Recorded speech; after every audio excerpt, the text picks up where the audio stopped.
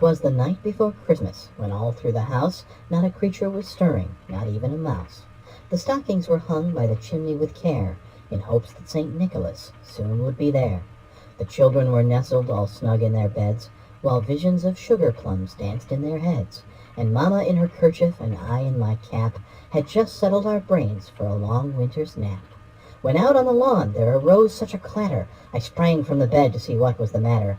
Away to the window I flew like a flash, tore open the shutters and threw up the sash.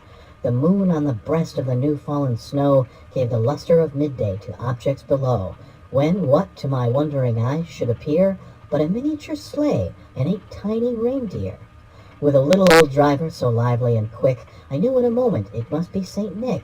More rapid than eagles his coursers they came, and he whistled and shouted and called them by name. Now Dasher, now Dancer, now Prancer and Vixen, on Comet, on Cupid, Donner and Blitzen, to the top of the porch, to the top of the wall, now dash away, dash away, dash away all. As dry leaves that before the wild hurricane fly, when they meet with an obstacle mount to the sky, so up to the housetop the coursers they flew, with the sleigh full of toys, and St. Nicholas too. And then, in a twinkling, I heard on the roof the prancing and pawing of each little hoof. As I drew in my head and was turning around, down the chimney St. Nicholas came with a bound. He was dressed all in fur from his head to his foot, and his clothes were all tarnished with ashes and soot. A bundle of toys he had flung on his back, and he looked like a peddler just opening his pack. His eyes, how they twinkled! His dimples, how merry! His cheeks were like roses, his nose like a cherry. His droll little mouth was drawn up like a bow, and the beard of his chin was as white as the snow.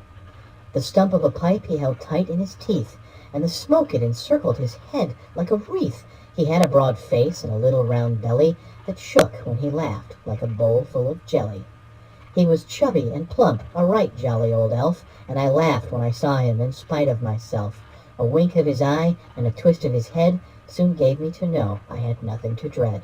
He spoke not a word, but went straight to his work, and filled all the stockings, then turned with a jerk, and laying his finger aside of his nose, and giving a nod, up the chimney he rose.